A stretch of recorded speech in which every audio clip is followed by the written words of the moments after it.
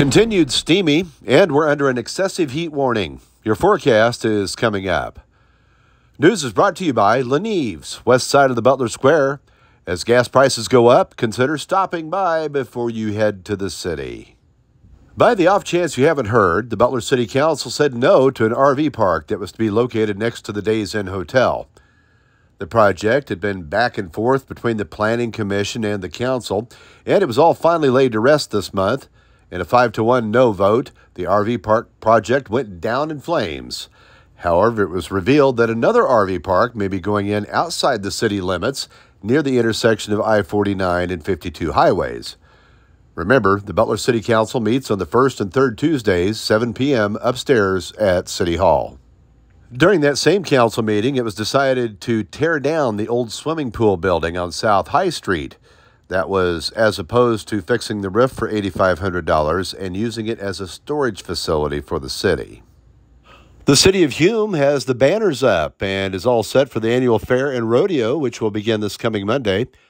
Throughout the week, exhibits will be on display, as well as a 5K run on Monday, along with a pulled pork dinner, ham and bean feed with a draft horse pull on Tuesday, then a full lineup the rest of the week, ending on Saturday with a baby contest, a car show, the parade at 11, live music, games, and, of course, the rodeo and street dance in the evening. See the full schedule in the News Shopper or on the Hume Fair Facebook page. As rural hospitals in America scramble to find ways to make ends meet, it was fortunate that Senator Rick Bratton paid a visit to the Bates County Memorial Hospital last week. Bratton met with CEO Greg Weaver along with the hospital board and some staff to share info about government-controlled discounts and programs that exclude a hospital like BCMH and other regulations that create an uneven playing field, putting independent rural hospitals at a distinct disadvantage. Following the meeting, a brief tour of the hospital, those in attendance said the visit was quite beneficial, and his advice will be taken seriously. Police are looking for leads in a burglary where thieves forced their way into a unit at Watts Storage in Adrian and made a considerable haul. If anyone has information, please call the Bates County Sheriff's Office at 660-679-3232. Work continues on the I-49 overpass just south of Passaic as deck replacement continues. Be prepared for intermittent closures of Business 49 under the overpass. Work is expected to be completed by this fall. In regional news, there was a big bust in Harrisonville at the Everyday Conoco gas station, where authorities found illegal gambling machines along with drugs. A Lee Summit man was arrested along with a former Amoret man, Richard Hayes. Both are being held in the Cass County Jail. Additionally, charges have not been filed regarding a shooting at Lake Annette near Freeman, Missouri in Cass County. After reviewing evidence, a person of interest was released and no charges will be filed.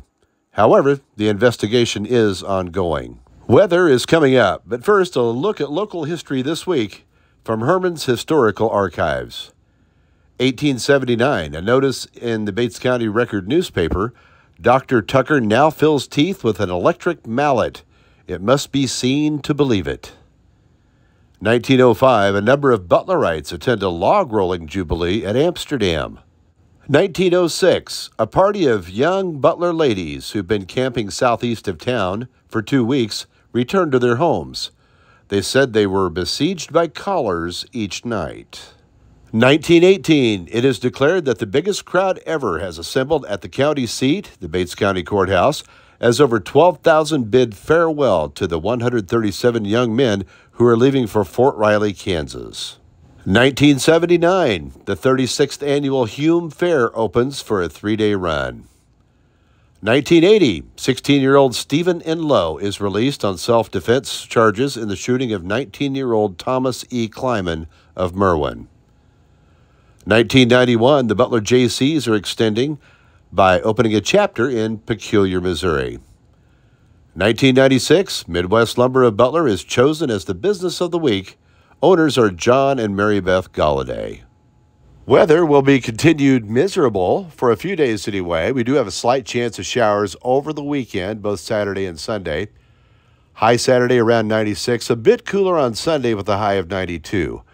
Then to start the week, very slight chance of showers and a high Monday around 92, mid-90s Tuesday, up to about 103 next Wednesday. So prepare for that.